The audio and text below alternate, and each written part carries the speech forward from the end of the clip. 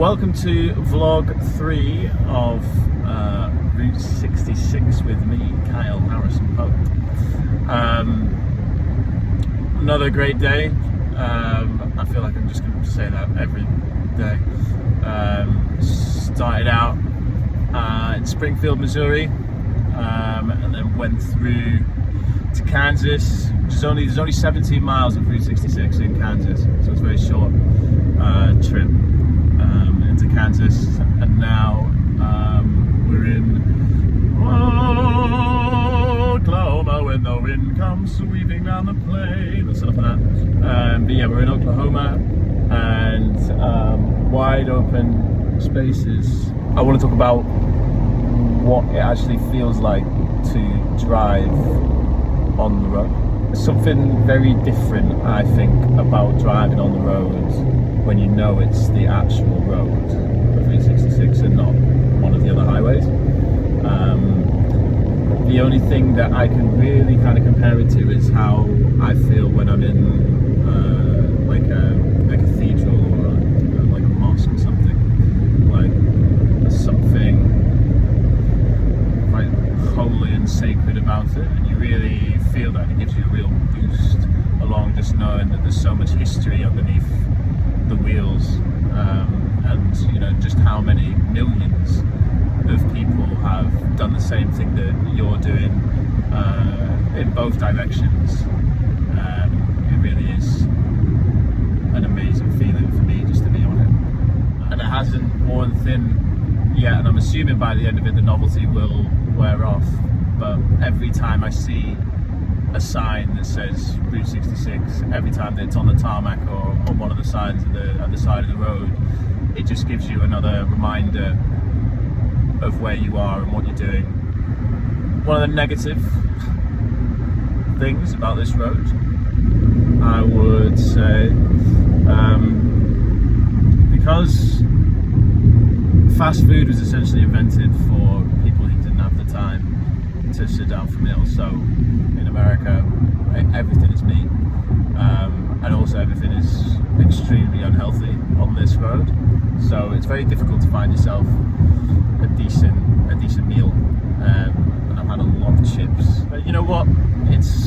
I guess it's part of it, isn't it? And it's when in Rome, you should do as Romans do, and when in America, you should eat how the Americans eat. So I'm currently at a little attraction at the roadside of Route 66, just into the really small Kansas part of Route 66, and I've just come out of Missouri, and it's called Cars on the Route, and there's this really cute little attraction, which is looking pretty authentic, and it's just a really cute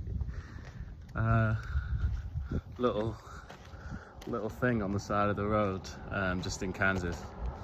I just wanted to share that with you all. So this morning I went to the Route 66 Car Museum in Springfield, Missouri. Caught my eye. This is 1959 Cadillac sedan, and it is like an aircraft carrier. It is so long. It's one of the heaviest cars ever made, or it was at the time. Absolutely amazing. This place, there's 70 classic cars in total. It's all owned by one guy who owns this giant warehouse. Jaguar E-types in there, Rolls Royces. There was a car from 1907 in there all the way up to, I think the most modern car was from like 1985. Another guy called Alex in there who like works on the cars to keep them running, because they're all 70 of them, even the one from 1907, all of them still work and are still driven by the owner of them. And he had one of the cars on the plinth, and he was working on it there. And he was actually the guy that gave me the recommendation to go and see the little Cars tribute at the side of the road in Kansas, which was a really beautiful little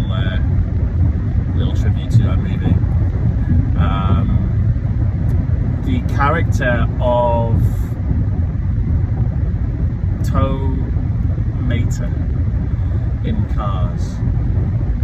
He's based on a man who exists called Crazy Legs. His name's Dean. Dean Crazy Legs, they call him. And my final stop in Kansas was like a visiting building, which he works at. I didn't realise until when you go in there, there's so much Tow Mater in Cars, like memorabilia, and there's a letter to him about how he was the inspiration for it. And he has this leg that goes like, he can turn his leg fully 360, his right leg.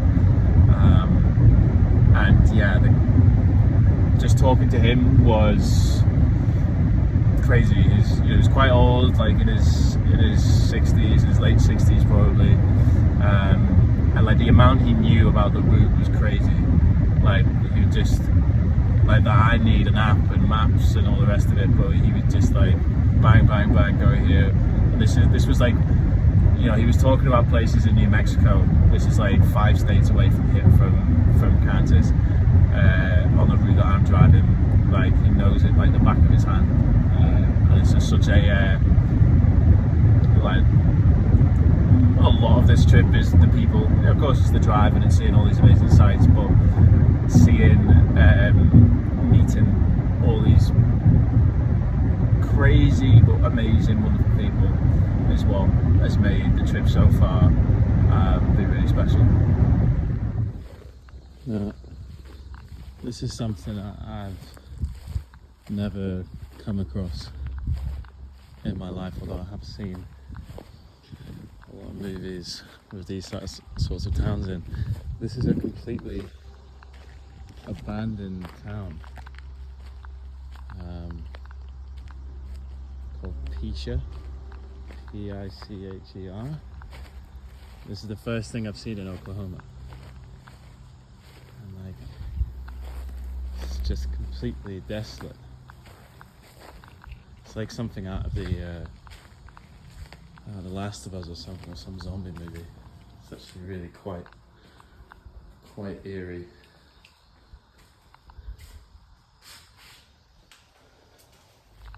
It's amazing that the entire town is like, it used to be, I'm assuming, quite vibrant. Look at that. It's crazy. It looks like it's been a fire in there. Jesus.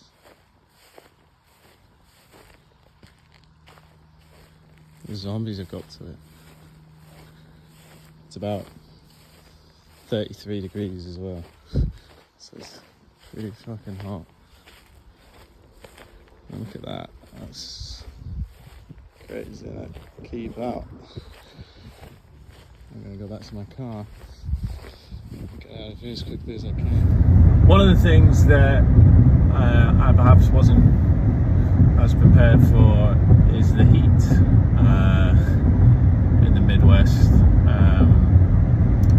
going towards the south. Now that we're in Oklahoma, the temperature gauge here says 100 Fahrenheit, which is about 38 centigrade.